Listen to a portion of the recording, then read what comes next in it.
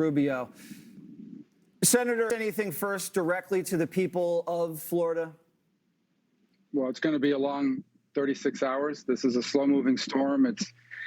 We've got all kinds of risks here. The storm surge has gotten a lot of attention, rightfully so. There's going to be a lot of rain on already drenched land, and so you're going to have flooding that way. We have tornado warnings that extend now out all the way to eastern central Florida. Of course, the wind. This is still going to be a Category 2, maybe low Category 3 hurricane as it works its way through central Florida. So already over 1 million people without power. We'll get an update here in a few minutes, but that number will continue to climb as we head into the night hours. So it's a very dangerous storm, and it's going to be hours in most places before rescue crews can go out and rescue people, and we can start getting an assessment. We've got a long day and a half ahead.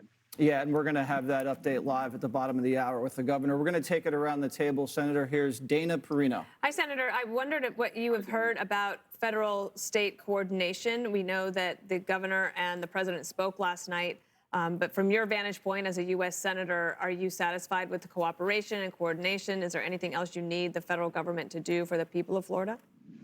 Well, I spoke to the director over at FEMA this afternoon again, and these guys are professionals over there, and Florida has worked very closely with FEMA for years. Unfortunately, we've had a lot of storms, so the coordination is about as good as I've ever seen it. And so there's all kinds of assets on standby and ready to come in and assist the state in whatever those needs are. A lot of those forces, a lot of those groups, whether it's task force for search and rescue, the linemen that are ready to come in and begin restoring power, they're already pre-positioned. They just got to wait for conditions to be safe. The one thing we really emphasized in our call today is we're going to need a lot of help with debris removal, bulk removal of debris, because until we get those roads cleared, after the storm has passed, you can't even start the work of doing some of these things. So, but I'm very satisfied. I think the cooperation has been excellent. It always has been. But today, at this moment, it's better than it's ever been in terms of before a storm. Bill. Senator Bill Hemmer, thank you for your time. I'm wondering about these islands in Southwest Florida that really have taken a direct hit. You move south of Sarasota, you're going to Boca Grande and Captiva, Marco Island, Sanibel Island. Sanibel Island's elevation is 3 feet above seawater. What are you hearing from that part of the state, if anything, now, Senator? Well, we're not hearing a lot, obviously. A lot of those people are starting to get cut off. They've lost power. They're maybe even cell service to some extent. We do have people taking videos from the 5th floor of a tall building. But now what they have to understand, and why we wanted them to evacuate, is we can't get to them. They may be stuck there for a while. I posted images, just somebody took some video, actually, that's been forwarded to us. And you can see how quickly the water came in. It's going to stand there now for a while. And so it's going to take a while before we have a real assessment. Now, fortunately, it appears most people heeded those warnings, but some did not. And so now it's going to be some time before we can get there. And it is the storm surge event. Luckily, it's not Tampa, because that would have been truly catastrophic from a dollar standpoint. It's still going to be pretty bad up there. They're not out of the woods by any stretch. But it's in that southwest Florida area, Port Charlotte, places like that, going all the way down to Naples, where you're already seeing the flooding and the storm surge impact that it's had.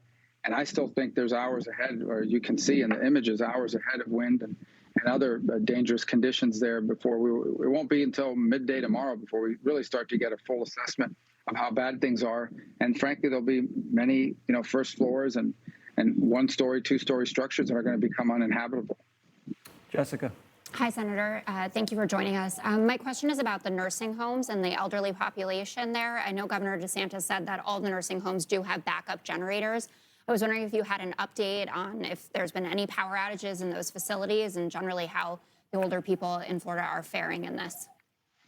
Well, I don't want to give a number count because I think that's what the State Department of Emergency Management is going to do here at 5:30. My understanding from the pre-event updates is that people have either been evacuated if they're in low-lying areas, or if they're in their areas that are going to lose power, they should have backup power that should last them for at least 3 to 4 days, because it'll be hard to resupply them. So that's all very good news. And obviously, because those centers, we know where those centers are, we know the population count, and that'll be one of the first places that responders will go to do a well-being check on the residents. But many have moved or been moved to other areas, and arrangements were made in that regard. So we have a better count of that. And as I said, most of them, if not all of them now, do have backup power. And if they don't, they've moved their people. So far, so good. But we'll wait for a deeper update on the numbers there. But on that front, I feel pretty good that there's been massive improvements made from 4 years ago. Janine. Senator Rubio, it's Janine Pirro. One of the things that I heard Rick Reitmuth talk about was that there were 1 million without power. So for those people who didn't heed the warnings and made a decision to stay at home, Florida's been through this before. What happens to them? Well, that's 1 million customers, so that's probably a lot more than 1 million people. If it's a household or a business or what have you. You're so right. I would just say that now, yeah. So now what happens is, and that number is going to continue to climb. I mean, virtually anywhere that this hurricane goes through is going to lose power to a great extent because these lines just come down, and it takes time to restore it.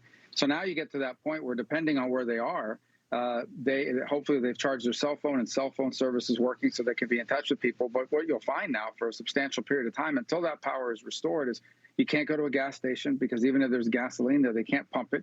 You can't charge your phone. You're going to have to rely on battery power. The roads might be uninhabitable, so you're not be able to move. So it's a tough time. Even for people that didn't have to evacuate are going to face that inconvenience. Our crews are very good at restoring power, but there are limits to how quickly they can move. The grid is a complicated thing, and you got to have access to it. So I think people that are in these areas without power, depending on why they lost power and where they are, you could be talking upwards of a couple weeks in some cases before people are going to be able to have power in that structure again. My sense is that as we move forward, we'll understand and have a better understanding of the people that actually have nowhere to live. We have to find them emergency housing, which is what FEMA steps in and helps the state with. Others just need for the power to come back on. And in the meantime, we hope we can get grocery stores and gas stations working, and so people have access to those things. The quicker those things come up, the easier it is for a community to move forward. Thank you. Senator, thank you so much. You guys seem very well prepared down there, but this thing seems like a real beast, and we're praying for you. Thank you. Thank you so much. Thank you.